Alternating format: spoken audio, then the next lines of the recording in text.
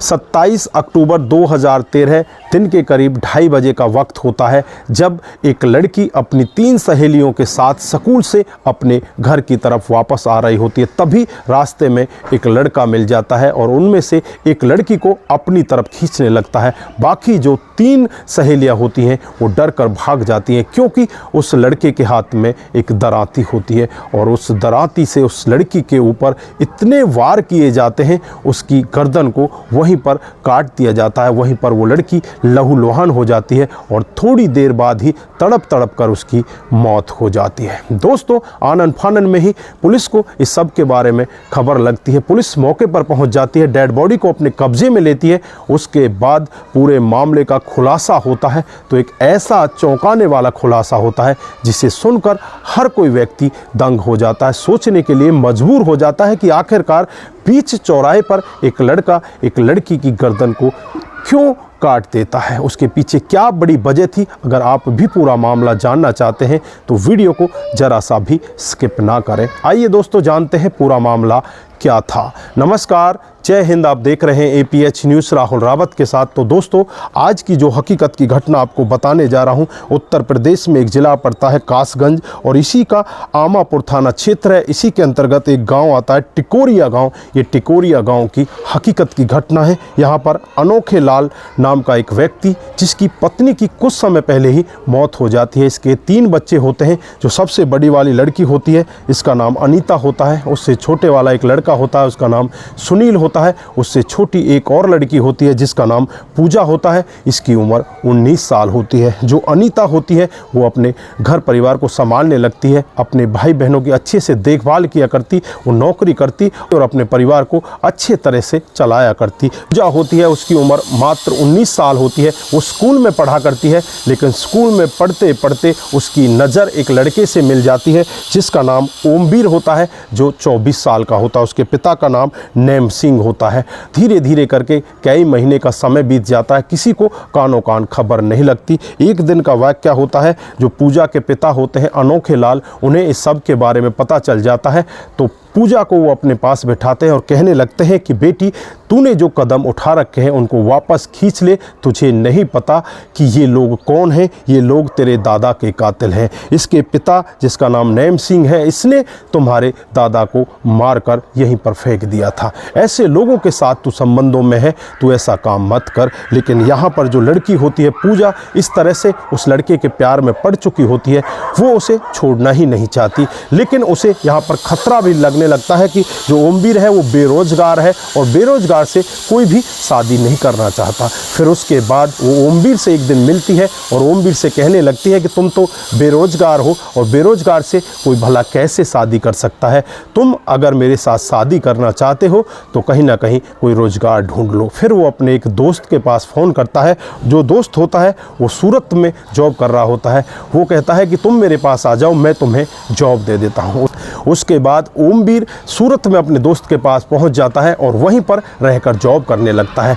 5-4 बार तो इसका जो फ़ोन है पूजा उठाती है, लेकिन 5-7 दिन बीतने के बाद ही पूजा इसका फ़ोन उठाना बंद कर देती है। अब ये ओमवीर बहुत ज़्यादा परेशान हो जाता है। फिर उसके बाद इसका फ़ोन स्विच ऑफ याद अपने दोस्तों के पास फ़ोन करता है। उनसे कहता है कि क्या मेरी जो गर्लफ्रेंड है जिसका नाम पूजा है वो ठीक ठाक है या उसके साथ में कुछ गड़बड़ हो गई है। उसका फ़ोन लगता ही नहीं है। उसका दोस्त उससे कहता है कि यहाँ पर मामला ऐसा नहीं है, मामला तो बिगड़ चुका है। पूजा तो बहुत ही खुश रहती है, लेकिन पता नहीं वो तेरे साथ क्यों नहीं बातचीत करती। अब यहाँ पर जो ओमवीर होता है उसे बहुत ही बुरा लगता है और फिर वो वहाँ से अपनी जॉब को छोड़ छाड़ कर वापस अपने गांव में आ जाता है। और गांव में आने के बाद पूजा से मिलने के लिए कहता है कि तुम्हें तालाब पर आना है और मुझे तुमसे आज ही मिलना है। पूजा इधर उधर की बात तो बनाती है, लेकिन उससे मना नहीं कर पाती और फिर उसके बताए हुए एड्रेस पर पहुँच जाती है। जब ओमवीर उससे बातचीत करता है कि तुम मेरा फ़ोन क्यों नहीं उठाती, मैं इतने दिन से परेशान हूँ, ना ही मेरे फ़ोन का जवाब देती, तुमने फ़ोन स्विच ऑफ क्यों कर रखा है। यहाँ पर जो पूजा होती है वो कहने लगती है कि मेरे दादा की मौत तुम्हारे पिता की वजह से हुई थी, अब हमारे घर वाले इस शादी के लिए राज़ी नहीं होंगे। तू ऐसा कर, अपना मामला कहीं और सेट कर ले, मैं तेरे साथ शादी नहीं कर सकती। यहाँ पर जो ओमवीर होता है उसे बहुत बुरा लगता है। वो कहने लगता है कि तुझे इस सब के बारे में तो पहले भी पता था, लेकिन आज तुझे क्या हो गया, तू सच सच बता, तुझे हुआ क्या है। वो कुछ नहीं बताती और वहाँ से चुपचाप अपने घर के लिए चली जाती है। उसके बाद ओमवीर इंटरनल जांच पड़ताल में लग जाता है, अपने यार दोस्तों को काम पर लगा देता है कि पता करो कि पूजा किसके साथ बातचीत करती है। तो फिर पता चलता है कि गांव का ही एक लड़का है जिसका नाम योगेंद्र है, जो इसका दूसरा प्रेमी है, उसके साथ ये बातचीतों में है और अब इसीलिए तेरे से ये बातचीत नहीं करना चाहती। उसके बाद फिर पूजा को ये रास्ते में घेरता है। जब वो स्कूल जाती है तो उससे कहता है कि तू बहुत गलत काम कर रही है, अगर तू मेरी नहीं हुई तो मैं तुझे किसी की भी नहीं होने दूंगा। तू ये बात मेरी यकीन से अपने दिमाग और दिल में रख लेना, अगर तूने किसी और के साथ शादी करने की कोशिश की या किसी के साथ दूसरे के साथ जाने की कोशिश की तो मैं तुझे जान से मार दूंगा। इस तरह की धमकी जब पूजा सुनती है तो वो अपने पिता अनोखे लाल को बताती है। अनोखे लाल तुरंत ही उसके पिता नैम सिंह के पास पहुंच जाता है और नैम सिंह से कहने लगता है कि तेरा बेटा मेरी बेटी से ज़बरदस्ती रास्ते में रोकता है, उसके साथ इस तरह से ज़बरदस्ती करता है, अगर वो नहीं माना तो तुम्हारे लिए ठीक नहीं होगा। इधर जो नैम सिंह होता है अपने बेटे को अपने पास बुलाता है, उसे समझाने का यत्न करता है, लेकिन ओमवीर यहाँ पर समझने वाला नहीं होता। और फिर एक दिन का वाक़या होता है, जब दिन के करीब 2:30 बजे का वक्त होता है। 27 अक्टूबर 2013 का दिन होता है, जब पूजा अपनी 3 सहेलियों के साथ स्कूल से घर की तरफ वापस आ रही होती है तो रास्ते में ये ओमवीर उसे रोक लेता है और रोककर उसका हाथ पकड़ लेता है। एक हाथ में इसके दराती होती है। जो बाकी लड़की होती हैं दौड़कर यहाँ से भागकर चली जाती हैं और वो सीधे अनोखे लाल के पास पहुँच जाती हैं। इधर जो ओमवीर होता है पूजा के ऊपर दराती चलाने लगता है, उसकी गर्दन पर दराती चलाता है। जहाँ भी उसका मन लगता है, जहाँ भी उसका दिमाग काम करता है, वहाँ पर उस दराती से उसके ऊपर वार कर दिए जाते हैं। वहीं पर पूजा लहूलुहान अवस्था में हो जाती है और वहीं पर तड़प तड़प कर उसकी मौत हो जाती है। अनोखे लाल तुरंत ही नज़दीकी पुलिस स्टेशन में पहुँच जाता है। पुलिस वहाँ पर पहुँच जाती है और ओमवीर के पिता नैम सिंह के खिलाफ मामला दर्ज कर लिया जाता है। डेड बॉडी को उठाया जाता है, उठाकर उसे पोस्टमार्टम के लिए भेज दिया जाता है और इन दोनों के खिलाफ वो तमाम धाराएं लगा दी जाती हैं और इन दोनों को जेल के अंदर बंद कर दिया जाता है। तो दोस्तों, इस घटनाक्रम पर आप क्या बोलना चाहते हैं? क्या यहाँ पर पूजा की कमी नहीं थी? पहले तो उसे प्यार प्रसंग में उसे अपनी तरफ खींचा, लेकिन अब बाद में दूसरा प्रेमी मिलने के बाद वो उसे इस तरह से निकाल देती है जैसे घी से मक्खी को निकाल दिया जाता है। तो दोस्तों, यहाँ पर जो क्राइम की बड़ी वजह बनी वो खुद पूजा बनी।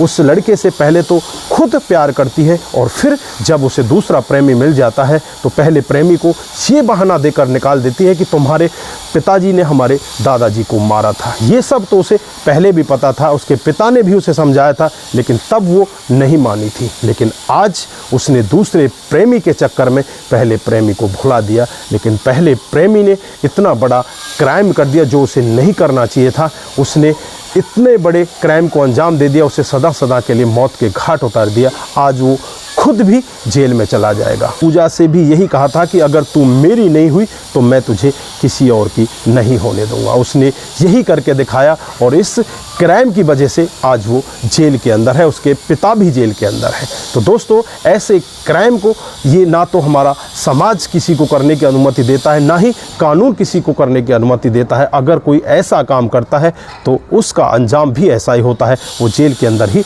चला जाता है। दोस्तों, आज के लिए बस इतना ही। फिर मिलते हैं किसी नए मोड़ के साथ। तब तक के लिए आप अपना ख्याल रखें, अपने परिवार का ख्याल रखें, सतर्क रहें, सावधान रहें और ऐसे क्राइम को अपने आसपास ना होने दें। नमस्कार, जय हिंद, जय भारत।